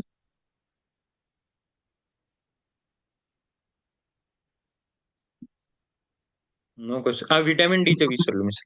सगळ्यात मेन विसरलो. सकाळी कुठेतरी ऊन घ्यायचं. तुम्ही एक तर वॉकिंगला जात असाल किंवा आसनं करत असाल, स्वतःचं टेरेस असाल, स्वतः ऊन घेणं फार महत्वाचं. तर ऊन घ्यायचं कसं घ्यायचं इथे खूप कन्फ्युजन होतं. मुद्दामून सांगतो. आपल्याला असं सांगितलं गेलेलं आहे, की कोवळं ऊन घ्यायचं. कोवळं ऊन चांगलं लागतं. हे आपल्याला शिकवलं गेलंय किंवा सांगितलं गेलेलं आहे. तर इथे गंमत असते, की अगेन जसं पूजाताईंनी सांगितलं, आपल्या शरीराला काय गरज आहे ते आपण ठरवायचं असतं. जर मला व्हिटॅमिन डीची डिफिशियन्सी असेल, म्हणजे जे माझं जर पर्पज असेल मला व्हिटॅमिन डी वाढवायचं, तर सकाळी कोवळं ऊन काही कामाचं नाही. ऍक्च्युली पाहिजे 9:30, 10, 10:30चं ऊन पाहिजे. खूप खूप महत्वाचं आहे. तरच ते ऊन, म्हणजे त्याच्याने व्हिटॅमिन डी जर व्हायचं असेल, वाढायचं असेल तर वाढेल. नाहीतर खूप साऱ्या महिलांचं असतं, की मी तर दररोज कोवळ्या उन्हात बसते किंवा आम्ही चालायला जातो, तर ते लागत नाही. कारण कोवळं ऊन त्याच्यामध्ये बी रेज असतात आपले, अल्ट्राव्हायोलेट, बी रेज, ए, बी, सी असे 3 रेज असतात. त्यातले बी रेज. बी रेज हे आपले 9-9:30 म्हणजे मी भारताच्या ह्याच्याने म्हणतो. त्यातल्या त्यात आपल्या महाराष्ट्राचा पट्टा. एक 9:30-10 वाजेनंतरच ऊन तेवढं तीव्र होतं टिल 11:30-12. पण मी 11:30-12 वाजेपर्यंत तेवढं नेत नाही. कारण ते प्रखर ऊन होतं. जास्ती प्रखर ऊन पण आपल्याला सहन होत नाही. 9:30-10 वाजेचं ऊन घेतलंच पाहिजे. कोवळं ऊन. आता कोवळं ऊन केव्हा घ्यायचं म्हणजे आपल्याला शिकवलेलं आहे. ज्यांना रात्री झोप लागत नाही, ज्यांना निगेटिव्ह थॉट्स येतात, बेसिकली मेलाटोनिन शरीरातल्या वाढायसाठी. तर प्रत्येकाचे गुणधर्म वेगळे. जर तुम्ही कोवळं ऊन घेतलं तर तुम्हाला वेगळे फायदे मिळतील. जर तुम्हाला व्हिटॅमिन डी पाहिजे तर वेगळं ऊन घ्या असं. जसं खायचे वेगवेगळे असतात तसं उन्हाचं पण आपण ऊन मिक्स करून टाकतो. आपण रँडम किंवा आपण ऊन घेतो. मग अपेक्षा करतो की माझे व्हिटॅमिन डी वाढत नाही किंवा मग अपेक्षा करतो की मग माझे पिट्युटरी ग्लॅंड, पीयूष ग्रंथी आपल्या उन्हामुळे तयार होते. म्हणजे उन्हाला डायरेक्ट सिग्नल असतात. मग आपण म्हणतो की झोपच लागत नाही. मी तर दररोज ऊन घेते. मी तर फ्रेश हवा घेतो. पण ऊन केव्हा घ्यायची याची विधी असते. ऊन घेताना आता महिला परत पुढच्या भागाला जास्त ऊन घेऊ शकत नाही, तर शक्यतो पाठीला तरी ऊन दाखवायचा प्रयत्न करायचा. जर घरात गॅलरीमध्ये असेल तर नुसतं ब्लाऊज मध्ये बसून जास्तीत जास्त पाठीला ऊन द्यायचा प्रयत्न करायचा, कारण पाठ सगळ्यात जास्त ऊन ऍब्सॉर्ब करते. आणि मग त्याच्यानंतर आपले पाय करतात, पोट करतात. पोटावरती शक्यतो नाभीला द्यायचा प्रयत्न करायचा. परत जर शक्य असेल तर. जर जितकं शक्य असेल तेवढं करायचं. हार्ड अँड फास्ट केलं पाहिजे असं नाही. पण मी तुम्हाला प्रोसेस सांगतोय. तर ऊन घ्यायचंय तर 10-10 वाजता घेतलंच पाहिजे. 10 साडेला उसके पहिले का काउंट में किया ही नहीं जाएगा. हा, पण हे सूर्यनमस्कार घालताना कोवळं ऊन घ्या. बाकी जे आपले दिवस चांगला जायसाठी ओमकार म्हणण्यासाठी कोवळं ऊन घ्या. पण व्हिटॅमिन डी साठी कोवळं ऊन घ्यायचं नाही. मशरूम चांगलं आहे व्हिटॅमिन डी वाढवायसाठी. Again good for fermentation also. Vitamin जर मशरूम आपण गच्चीवरती उन्हात वाळायला घातले तर लवकर व्हिटॅमिन डी इंजेक्ट होतं, कारण व्हिटॅमिन डी शरीरात जायची प्रोसेस असते. पहिले आपण खातो, मग खाल्ल्यानंतर ते लिव्हरमध्ये ब्रेकडाऊन होतं. मॅग्नेशियम त्याला ब्रेकडाऊन करतं, म्हणून मी म्हटलं मॅग्नेशियम. मॅग्नेशियम म्हणतं ब्रेकडाऊन झाल्यानंतर ते प्रत्येक सेल्युलर लेवलला पोहोचतं. त्याच्यात K3 नावाच्या एका मिनरलने पोहोचतं. तर हे K3 आणि मॅग्नेशियम याला साईड पास करतं मशरूम. त्याच्यामुळे मशरूम डायरेक्ट खाऊ शकतात जर डिफिशियन्सी असेल तर. ते हे होतं उन्हाबद्दल. यस, किसी को कुछ सवाल हो सकते तो पूछ सकना.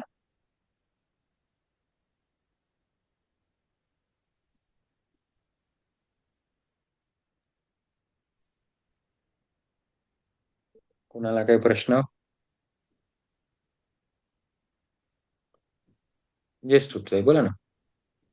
आपण आता हे जलनेती, गंडूश, दातून, त्राटक वगैरे जे करतोय, हे मग आपण केव्हा केव्हा आणि कसं त्याच्यामध्ये किती दिवस गॅप वगैरे ठेवून कधी कधी केलं पाहिजे? नाटक रोज करू शकतात. ठीक आहे. गंडूस जर तुम्हाला पिंपल्स येत नसतील किंवा चेहऱ्यावरती रॅशेस येत नसतील किंवा अशी उष्णता शरीरात वाटत नसेल तर आठवड्यातून 2दा करू शकतात. जलनेती आठवड्यातून 1दा करू शकतात. अब क्या बचा? जलनेती हो गया, त्राटक त्राटक त्राटक रोज केलं तरी चालेल, पण त्राटक प्रॅक्टिकली वेळ नाही भेटत. सुरुवातीला आपण करतो, पण नंतर हे पडतो. तर ऍटलीस्ट सवय लावायची की शनिवार रविवारी किंवा आठवड्यातून 2 दिवस केलंच पाहिजे. जलनेती पण 2 दिवस केलीच पाहिजे, एकदा केलीच पाहिजे ऍट एनी कॉस्ट. जर खूप असं वाटत असेल, जसं दिवाळीच्या हिवाळ्यात जास्ती पोल्युशन असतं.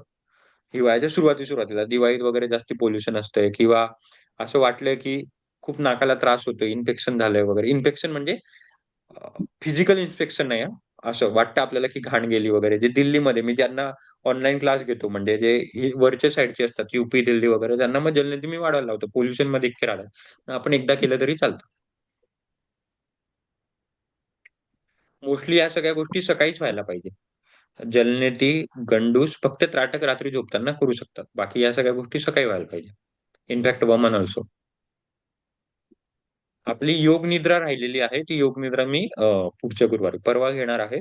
तर दिनचर्येमध्ये योग निद्रेचा पण कुठेतरी इन्व्हॉल्वमेंट करावी. एक तर दुपारी झोपताना करावी किंवा रात्री झोपताना करावी. तुमच्यानुसार योग निद्रेचा हा कुठेतरी एक शेड्यूलचा पार्ट असला पाहिजे. परत दररोज योग निद्रा जमत नाही, पण आठवड्यातून 1-2 वेळा योग निद्रा व्हायलाच पाहिजे. त्याच्याने कोर्टिसॉल खूप प्रमाणात कमी होऊन जातं, आणि ज्यांना झोपेचा त्रास असतो, अंजलीताई तुम्हाला, त्यांनी योग निद्रा करायलाच पाहिजे. ती मी परवा शिकवणार आहे. तर त्याच्या एकदा इन्व्हॉल्वमेंट करावी.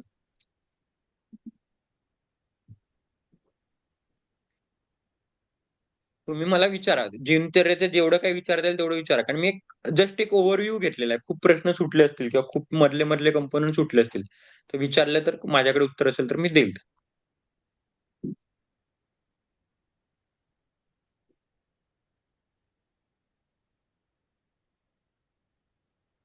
दादा, जर गुडघे दुखत असतील तर वज्रासनात बसायला हवंय का नको? जास्ती बसायचं नाही.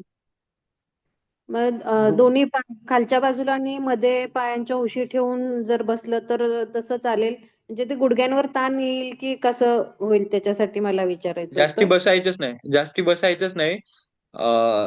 वज्रासनाला जास्ती ताण घ्यायचाच नाही, आणि मुळात एक काम करायचं की गुडघे का बरं दुखतात ते पहिले चेक करायचं, की गुडघे वाट्यांना काही प्रॉब्लेम झालाय, वाट्या खालच्या घासल्या गेल्या, कॅल्शियम कमी, म्हणजे वज्रासनामध्ये तर आपण बसायचंच नाही, पण मेन कॉज वरती काम करायचं की गुडघे काय प्रॉब्लेम केव्हा आहे, तिकडे विषय काय, कारण त्याच्यावरती पण काम करणं महत्वाचं आहे. जर वाट्या घासल्या असतील, माझ्या आईला 5-6 वर्ष पहिले वाट्या बदलायला लावल्या होत्या. आम्ही, आणि तेव्हा ती चालू पण नाही सकायची. आता तिने वाट्या तर बदलल्याच नाहीये, कितीतरी किलोमीटर चालते. आम्ही आत्ता मागे आपली वृंदावनला, गोवर्धन 36 किलोमीटरची परिक्रमा तिने घातली. ती पळू शकते, धावू शकते, सगळं करू शकते. आणि 6 वर्ष अजून एजिंग झालेली. तर हे वाट्या बदलणं वगैरे काही कन्सेप्ट म्हणजे एवढं नसतं अंटिल अँड तुम्ही खूप लास्ट स्टेज वरती आहात. पण त्याच्यासाठी तेच की जर जेव्हा दुखायला लागले तेव्हा पटकन डायग्नोस करून घ्यायचं की कशामुळे होतंय ते.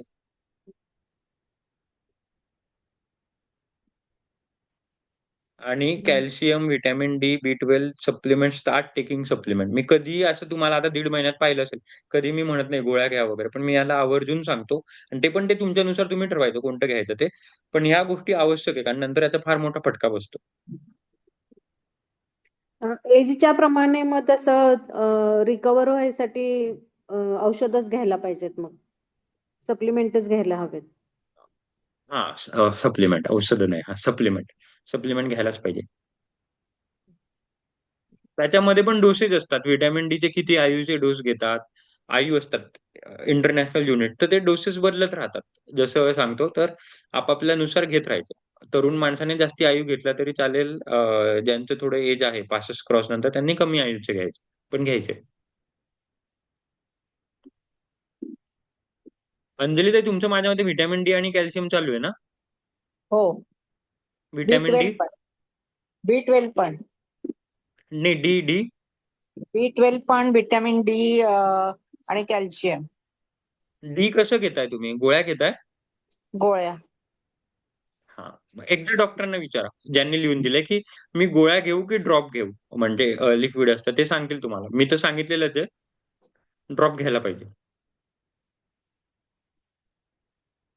किंवा मग गोळी घेतच असाल, त्याच्यात पण सांगतो अगेन फॅट सॉल्युबल आहे, तर मग काहीतरी फॅट्सचं घ्यायचं. आता फॅट्स म्हणजे काय, की ज्याच्यात फॅट्स असतात. आपल्याला माहिती आहे तुम्हाला फॅट्स, पण आर्टिफिशियल फॅट घ्यायचे नाही. पिझ्झा बर्गर त्याच्यामध्ये पण फॅट्स असतात, ते फॅट्स नाही घ्यायचे. आपले नॉर्मल शेंगदाण्यामध्ये फॅट्स असतात, शेंगदाण्याचं तेल खातो तर नुसते शेंगदाणे खायचे. मग त्याच्यानंतर मग व्हिटॅमिन डी ची गोळी खायची, जर गोळी खायचीच असेल. कारण आता प्रवासात, प्रवासात तर ड्रॉप्स मिळवू नाही शकत ना सगळीकडे, किंवा कुठे बाहेर जातो वगैरे. गोळी कशी पटकन घेतली की खाता येतं, तर थोडे शेंगदाणे खायचे, 2-5 शेंगदाणे. आणि मग तुमची गोळी घ्यायची, किंवा कोणते पण फॅट्सचे प्रथिन, किंवा तूप घ्यायचं. आणि तुपानंतर थोडं तूप चमच्याने खायचं, आणि मग व्हिटॅमिन डी ची गोळी खायची, कारण फॅट सॉल्युबल आहे. आणि उद्यापासून हे चेंजेस करा. तसं आणि आता आम्ही तुपावून आठवलं. पोहे वगैरे हा, करतो, बोला. त्याच्यात आम्ही दाणे टाकतोच. दाणे टाकतोच. इव्हन मी राजगिराचे लाडू पण आणते ना, त्याच्यात पण शेंगदाणे असतातच. आणि राजगिरा आणि शेंगदाणे. पण मी तसं नाही म्हणते, दिवसा आपल्या ते स्वयंपाकात वगैरे शेंगदाणे असतीलच. जेव्हा गोळी घेतात, जर तुम्ही पोह्यानंतर गोळी घेत असाल तर ओके. जर तुम्ही राजगिराचे रात्री लाडू झोपताना खाल्ल्यानंतर, मी घेते. झोपताना घेते, रात्री झोपताना घेते. Vitamin D. व्हिटॅमिन डी आणि ते पण हा, मग एक दिवस आड घेते. मग काय करा झोपताना, मग मग ते आपले, मग ती विंडो होईल जर शेंगदाणे खाल्ले तर, म्हणजे सलायवा तयार होईल जसं तुम्हाला हा, सांगितलं. म्हणून मी तर नाही मग खात. तूप घ्या आणि मग व्हिटॅमिन डी घ्या. म्हणजे तूप शरीराला चांगलं पण होईल, थोडं आपल्याला ल्युब्रिकेशन पण मिळतं, झोप पण छान लागेल. आणि तुपावून मी आता तेच सांगतो की थोडं नाभीमध्ये तूप टाकून झोपायचं, पण गावरानी तूप टाकून सगळ्यांनी झोपायचं, खूप सुंदर असतं नाभीमध्ये. हे तुमच्या घरी असं मुलं तिळाच्या तेलाचे 2-3 थेंब टाकते नारबी. टाकत राहायचे. तिळाचे झाले, ऑलिव्ह ऑइल असतं आपलं, सरसोचं तेल, मोहरीचं तेल, आलटून पालटून टाकत राहायचं. पण इन सबका बाप हे तूप, पण प्रोव्हायडेड गावरानी तूप असेल तर. जर ते नसेल तर मग आलटून पालटून तेल टाकत राहायचं. घरी तर आम्हाला तर बनवलेलं. इथे गावरानी नाही मिळणार. तेच म्हणतो, मग तेल टाकू शकतात. मी तुम्हाला तेच म्हणतो, मी तुम्हाला क्रम सांगितला. आता इसमें से कितना लेना है, क्या लेना है, आपल्या याच्यानुसार हे करायचं. घरी बनवलेलं चालणार नाही तूप दादा. ते कोणत्या म्हशीचं. दुधापासून, म्हणजे जरी घरी बनवलं तरी दूध कुठून येतं? म्हशीचं नको, आणि गाईचंच पाहिजे.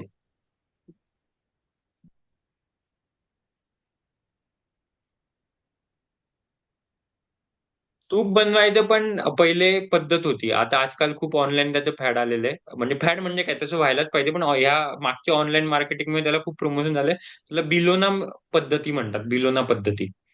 तर तूप जर बनवत असाल तर बिलोना पद्धतीने बनवलं पाहिजे. आता बिलोना पद्धत खूप वेगळं शास्त्र आहे. युट्यूबवर टाकून बघा, तुम्हाला येऊन जाईल. नाही कळालं तर मला प्रश्न विचारू शकता. जे घरी बनवतात त्यांच्यासाठी सांगतो हा. ज्यांना बनवायला म्हणजे वेळ नसतो त्यांच्यासाठी तर हा विषयच येत नाही. जे बनवतात त्याच्यात मी प्रोसेस सांगतो की बिलोना प्रोसेसने करून बघायचं. लिहून घ्या आणि याच्यावर अभ्यास करा आणि मला सांगा. घरी शक्यतो जमत नाही, पण बिलोना पद्धतीचे पण वेगवेगळे स्टेप्स असतात. आता आपल्याला ते काय तो जो दंड असतो त्या सगळ्या प्रोसेस जमणार नाही, पण मग काही विधी असतात, त्या विधी केल्या, तुळशी टाकली वगैरे की खूप चांगलं तूप तयार होतं. तसं करायचा प्रयत्न करा, जे घरी करायचं असेल तर. और किसी को कुछ सवाल गीतेत आहे? जर दूध आणि तूप एकत्र पितात तर ते योग्य? गरम दूध आणि त्याचं मी तुपाचं. सांगितलं होतं ना आपल्या विरुद्ध आहाराला, त्याचं प्रमाण असतं की हा. सारख्या प्रमाणाचं घ्यायचं नसतं. जर सारखं प्रमाण घेतलं तर विरुद्ध आहे, फुल विरुद्ध आहे. म्हणजे एकदम 36चा आकडा आहे दुधाचा आणि तुपाचा. तर एक ते एक कमी घ्यायचं आणि दुसरं त्याच्यात 2.5 पट घ्यायचं. म्हणजे दूध जास्त घेऊन 1 चमचा तूप आणि 3 चमचे दूध असं घेऊ. बरोबर. 2 ते 3 चमचे किंवा उलट व्हाईस हा. वर्सा. म्हणून पंचामृत करताना आपण काहीतरी एक जास्ती मुद्दामून टाकतो. हा चालेल. कधी सारख्या प्रमाणाचं टाकत नसतो.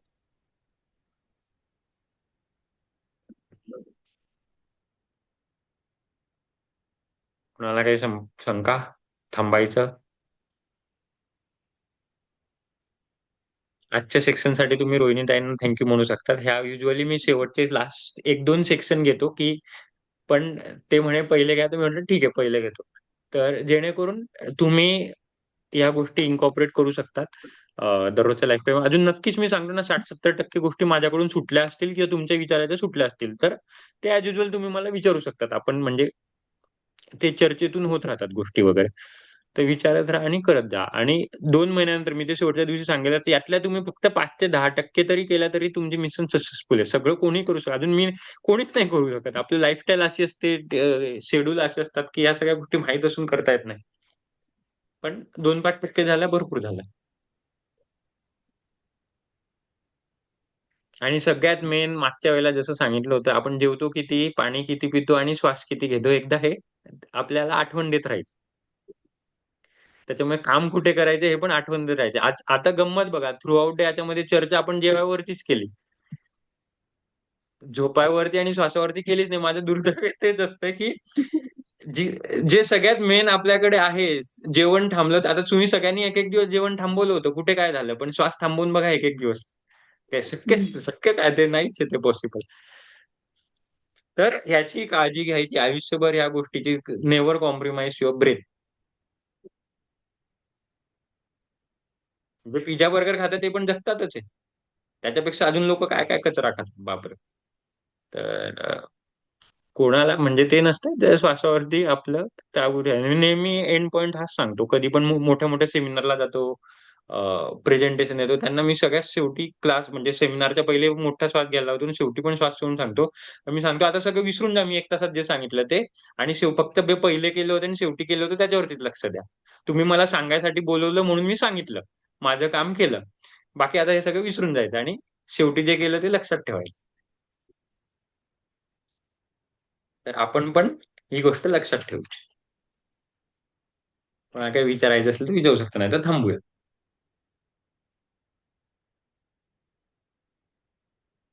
ठीक आहे, रुकते. चलो. येस म्हणजे पूजा मला ताई. एक सांगायचंय गाईज, मला मला खूप प्रमाणात ऍसिडिटी झाली होती. म्हणजे झोप नव्हती झाली ऍक्च्युली. आणि झोप लागत नव्हती की मी ऍक्च्युली 3-4 दिवस बाहेर गेलो होते तिथं. मला ना दुसऱ्या दिवशी एक्साइटमेंट होती, त्याच्यामुळे माझी रात्रभर झोप लागली. दुसऱ्या दिवशी उठले, ते पण पहाटे 3-3:30 वाजता उठले. म्हणजे मी रात्रभर तशी पैकी झोपलेच नाही, पण ऍसिडिटी खूप वाढली होती. फक्त अनुलोम विलोम, जसं दादांनी बोललं, श्वासावर ध्यान द्या. दिवसभरामध्ये फक्त तेच केलं. दुपारपर्यंत माझी ऍसिडिटी गायब होती. म्हणजे आपला श्वास ज्या आपण विचाराने आणि आनंदाने घेतो, तो आपल्यावरती खूप काम करतो. आणि ज्याला ज्याला खरंच अध्यात्माची आवड आहे, टॉक विथ ओंकार दादा, बरेच आन्सर्स आपल्याला मिळतील. आणि actually end of the day, आपल्याला जेव्हा आपल्याला जायचंय आपलं ध्येय सोडून, आपल्याला एक प्रवास असतो की स्वतःला ओळखणं आणि आपल्याला परमेश्वराला ओळखायचं की जो आपल्या आतमध्ये आहे तो प्रत्येकाच्या मध्ये आहे की त्याच्याकडे प्रत्येकाकडे ती वेगवेगळी पॉवर आहे. स्वतःला समजून घ्यायचंय आणि स्वतःला एक नव्याने परत जन्म द्यायचा आहे. अंजली ताई, असं नाहीये की तुम्ही तुमचं एज झालंय म्हणजे सगळं आता माझं फक्त आहार विहारावरती आहे. नो. फक्त आता अध्यात्माची जरी सुरुवात केली नव्या गोष्टी, जसं ओंकाराला सांगितलं श्वासावरती ध्यान द्या, बऱ्याच गोष्टी, मग तुम्ही ऑटोमॅटिकली तुमचं जेवण कमी कमी होऊन तुमच्या लक्षात येईल की मला बॅलन्स डाएट माझा माझा मी घेते जो माझ्या शरीरासाठी इनफ आहे. सी, आपण काय करतो, वेट लॉस करतो, म्हणजे मी खूप वेळा केलं असं, मी जवळजवळ 7 ते 8 वेळा केलं, वेट वाढवलंय, कमी केले, वेट वाढवले, कमी केले, पण कायमस्वरूपीच आपल्या शरीरातून काही गोष्टी सोडायच्या असतात. म्हणजे निगेटिव्ह विचार, नकारात्मक भावना, आत्मग्लानी, ज्या आपण इतरांना देतो. आणि आपण काय करतो, आपण स्वतःला प्रेफरन्स मागे ठेवतो, इतरांना प्रेफरन्स देतो, कारण आपण इतरांना त्यांच्या त्यांची जबाबदारी घ्यायला शिकवत नाही. आपण काय म्हणतो, मी नसेल तर काहीच होऊ शकत नाही, कारण आपण स्वतःला ती प्रायोरिटी देतो आणि आपण गुंतून राहतो. प्रत्येकाला प्रत्येकाचं माहित आहे, त्याच्यामुळे प्रत्येकाला प्रत्येकाची रिस्पॉन्सिबिलिटी द्या. स्वतःबद्दलच्या त्या रिस्पॉन्सिबिलिटीज घ्या. ऑटोमॅटिकली सगळ्या गोष्टी होतात. जसं दादांनी सांगितलं, स्टार्ट टू एंड, जो श्वासावरती सांगितलं, ऍक्च्युली तेच मेन आहे. प्रत्येकाने त्याच्यावरती अभ्यास करा. जर तुम्हाला हा तुमच्या ह्याच्यामध्ये असेल तर तो तुम्हाला मिळत जाईल, फक्त त्याच्यावरती फोकस करा. म्हणजे हॅट्स ऑफ की आपण, आपलं नशीब खूप छान आहे की आपल्याला ओंकार दादा मिळालाय आणि काहीतरी लेडीज हे सांगू पाहतोय आणि ह्याच्यामध्येच आपल्या सगळी गोष्टींची उत्तरं आहेत. आणि जसं त्याने मला सांगितलं, माझी खूप प्रश्न होती, मी वेड्यासारखी त्याच्यासोबत बोलते की दादा असं तसं, की मला मला बरेच प्रश्न पडतात असं तसं. मग तो मला एकच सांगतो, नामजप करा, अनुलोम विलोम करा, श्वासावरती ध्यान द्या, काय काय काय त्याने जे सांगितलेल्या गोष्टी तेवढं जरी फॉलो केलं ना, ऑटोमॅटिकली बऱ्याच गोष्टी आपल्या रिलीज होणार आहेत ऑटोमॅटिकली. आणि हेच सत्य आहे ऍक्च्युली. प्रत्येकाने, प्रत्येक इच अँड एव्हरी लेडीजनी जे जे आहे आता त्याच्यावरती फक्त फोकस की अनुलोम विलोम करायचे, प्राणायाम करायचे, जास्तीत जास्त प्राणायामावरती भर द्या. ऑटोमॅटिकली दादाने सांगितलं तो योगा प्राणायाम त्याच गोष्टी करा, काही काही करू नका. बेसिक ऑटोमॅटिकली सगळ्या गोष्टी त्याच आहेत आणि त्याच्यासाठीच आपण जन्माला आलेलो आहे. त्याच्यामुळं प्रत्येकाने ते शोधा. खाण्यापिण्यावरती आपल्याला ना कोणी सांगितलं नाही की खाणं पिणं, ऍक्च्युली महादेवांनी सांगितलं मे बी कुठेतरी की 1 टाइम जेवा, 2 टाइम आंघोळ करा. ते कुठेतरी शोधा, जेणेकरून तुमचं तुम्हाला रिअलाइज होईल की का असं सांगितलं असेल, कशासाठी सांगितलं असेल. तर मी सगळं सांगितलं तर मग तुम्ही शोधणार नाही, तुम्ही शोधा, तुम्हाला सगळ्या गोष्टी सापडून जातील. आणि ओंकार दादांनी सांगितलेली प्रोसेस ह्या 2 महिन्यामध्ये तीच फक्त आपल्याला लाईफ टाइम फॉलो करायची, बस. सगळं ऑटोमॅटिकली गोष्टी आपल्या ज्या निघून चाललेत ना त्या निघून जातील ऑटोमॅटिकली. आणि तेच करण्यासाठी आपण इथे आलो. थँक्यू. पूजाताई जेव्हा बोलत होत्या मला मला एक गोष्ट आठवली. ट्रिक आहे ती ऍक्च्युली. ती ट्रिक सांगतो मी, पण पहिले श्वेताताई कॅमेरा ऑन करा, मगच मी सांगेल, म्हणजे मला बघता येईल. ती तुम्ही एकदम इझिली इम्प्लिमेंट करू शकतात. गमतीशीर ट्रिक आहे. जसं मी तुम्हाला सांगितलं की किती खातो, किती पाणी पितो, तसं किती श्वास घेतो, त्याच्यावरून कळायला पाहिजे की कोण आल्या श्वेताताई. Very good. आता मी सांगतो. गमतीशीर आहे म्हणून मला सगळ्यांचे चेहरे पाहिजे होते, म्हणून श्वेताताईंना कॅमेरा चालू करायला. घरात भांडण झाले कोणासोबत पण, स्पेशली हस्बंड सोबत, तर काय करायचं, आपण टनटन टनटन करत जोरात दरवाजा लावून घेतो. तर तो बाथरूमचा दरवाजा लावून घ्यायचा, बाथरूम मध्ये घुसायचं, जोरात टनटन करून फटकन दरवाजा लावून घ्यायचा. त्यांना काय वाटतं, ही बाई चिडून गेली मध्ये आता, तर ते घाबरतात समोर. आपण जायचं, चिडूनच जायचं, जोरात दरवाजा पण लावायचा, मधून लावून घ्यायचा आणि पटकन एक अनुलोम विलोम करून घ्यायचा आणि बाहेर यायचं. आता त्याच्याने आपलं संताप तर निघून जातो सगळा वगैरे, तर आपण तर नॉर्मल होऊन जातो. आणि समोरचा वेगळा घाबरून जातो की अरे इथे चिडून मध्ये चालली गेली असं. ऍक्च्युली आपण आपल्यासाठी गेलेलो असतो. तर फुल फॉर्म मध्ये जायचं, दरवाजा लावून घ्यायचा, जोरात जोरात आटून दरवाजा लावून मधून कडी लावून घ्यायची. बाथरूम मध्ये बसायला काय असेल तर पटकन 1-2 अनुलोम विलोम करून समोरच्याला वाटतं अरे रुसून बसली, आपण काम डाऊन झालेलो असतो. आणि यायचं परत की आपण मुकाट्याने काम करायला लागायचं. मग त्यांना अरे बापरे रुसून बसली, आता तर बोलत पण नाही, फारच राग आलाय. पण आपण एकदम कूल झालेलो असतो, आपलं आपलं काम करायला लागलेलो असतो. तर ही मेथड सगळ्यांनी लक्षात ठेवायची. ट्रिक मला असंच अचानक त्या बोलत होत्या तेव्हा आठवलं. असं खूप श्वासावरती इतक्या गमतीशीर आहे ना, मी तुम्हाला सांगतो, श्वासाने म्हणजे सगळे जग जिंकू शकतो आपण. जेवण खावण ह्या तर फार दुसऱ्या गोष्टी असो. तर इथेच आपला आजचा सेक्शन संपवूया. श्वेताताई, तुम्हाला काही डाऊट्स, प्रश्न? नाही नाही. चलो. तर त्यांचं बाळ मागून आराम मागते. चला, भेटूया उद्या. थँक्यू. Thank you, अभिनंदन. ताई. Good night, all of you.